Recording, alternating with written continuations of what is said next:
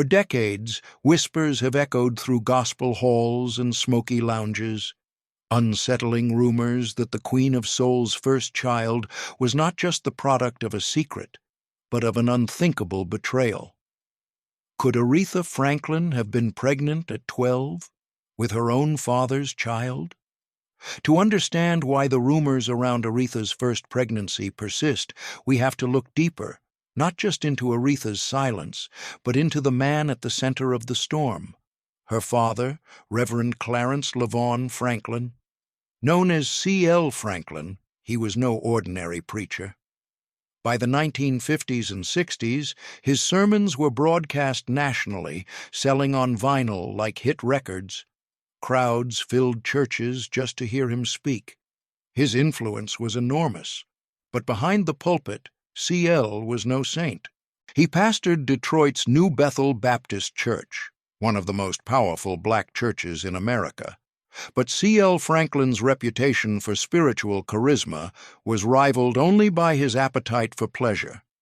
His promiscuity was widely known, and according to multiple biographies, it went far beyond harmless affairs. In the book Singing in a Strange Land by Nick Salvatore, it's revealed that C.L. impregnated a 12-year-old girl in his congregation. The result? A scandal so severe the entire Franklin family was run out of town. They fled to Detroit to escape the fallout. Aretha's father wasn't just charismatic, he was dangerous, and he wielded power in spaces where girls were vulnerable and silence was expected. Some say the parties held at the Franklin home were less fellowship and more orgy. Even the legendary Ray Charles weighed in on the debauchery. In David Ritz's book, Respect, The Life of Aretha Franklin, Ray is quoted saying, "The cats liked it with the cats, the chicks liked it with the chicks, and no one minded mixing it up this way or that. I got a kick out of seeing how God's people were going for it, hard and heavy, every which way." Ray Charles, a man who lived in the gray areas of gospel and grit, called C.L. Franklin's church a circus. He wasn't the only one. Other musicians who passed through New Bethel whispered about the underage girls being passed around. Some even accused Franklin of pimping young women to older churchmen, a claim that, if true, would further shatter the image of the gospel giant. And Franklin didn't discriminate in his affairs. According to Ritz and other sources, he slept with both men and women, a detail that doesn't damn him by itself, but in the context of abuse rumors, it only deepens the suspicion. As the years went on, new rumors began to swirl. C.L. was said to be involved in Detroit's underground drug scene, even running a drug ring out of his home. In 1979, he was shot twice at close range in what was reported as a botched robbery. But Detroit insiders told another story. Allegedly, the men who broke into C.L.'s home weren't just robbing him for money, they were looking for drugs. The story goes that Franklin returned fire, triggering a shootout. He survived the shooting, but fell into a coma and never recovered. He died 5 years later in 1984. The shooting was the final act in a life filled with contradictions, revival tents by day, rumors of drugs and sex by night. A man who delivered sermons so powerful, nurses carried smelling salts to revive those overcome with the Spirit. A man who raised a daughter that would one day be called the Queen of Soul, but possibly also broke her. Which brings us back to the child, Clarence Franklin. Born in 1955, when Aretha was just 12 years old, named after his grandfather, and raised in a house where truth was buried under scripture and scandal. Many believe C.L. had the motive, the opportunity, and the track record to have fathered the boy. The fact that Clarence's birth records are sealed only makes the speculation grow stronger. Why, people ask, would they be sealed if the father wasn't someone whose name would cause outrage? Others ask, if another man had violated his daughter, why didn't C.L., a powerful preacher, ever express outrage, protectiveness, or even revenge. The silence spoke volumes, and for many fans, that silence was an answer in itself.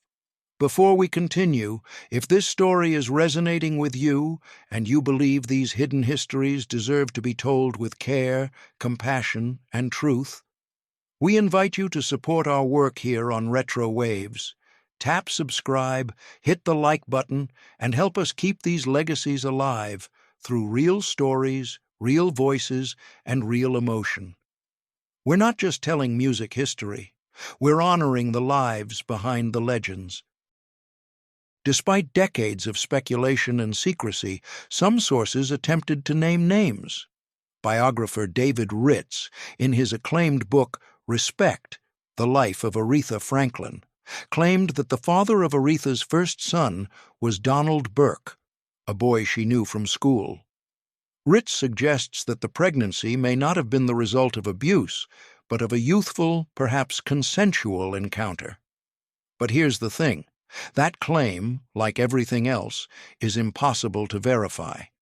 And many fans and readers questioned why Aretha, a guarded and private person, never confirmed that version of events herself. Others point to Edward Jordan Sr., the confirmed father of Aretha's second son, Edward, born in 1957 when she was just 14. Years later, after Aretha's death, 3 handwritten wills were discovered hidden in her Detroit home. One was found tucked in a spiral notebook beneath couch cushions.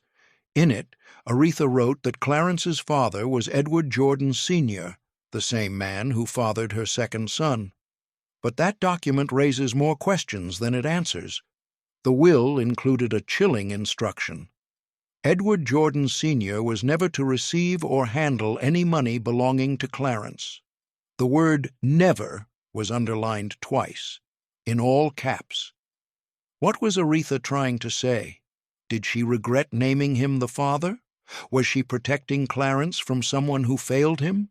Or was she naming a convenient stand-in to shield her family from a darker truth? The conflicting claims between Donald Burke, Edward Jordan, and the long-standing C.L. Franklin rumor only served to muddy the waters. And throughout all of it, Aretha herself remained silent, always protective, always in control of the narrative, always on guard. Aretha wasn't the only one who kept her lips sealed. In interviews, her sisters, Irma and Carolyn, would gently dodge the question of Clarence's father. In one scene from the Respect biopic, her sisters ask her directly if she'll ever tell them who fathered her first 2 sons. She responds with silence. Silence can be a survival tactic, but it can also be a scream. Irma Franklin once said in an interview, "My parents' relationship was stormy. My father had a temper. I'd be lying if I didn't admit we knew about his reputation. Women in the church threw themselves at him, and he accepted."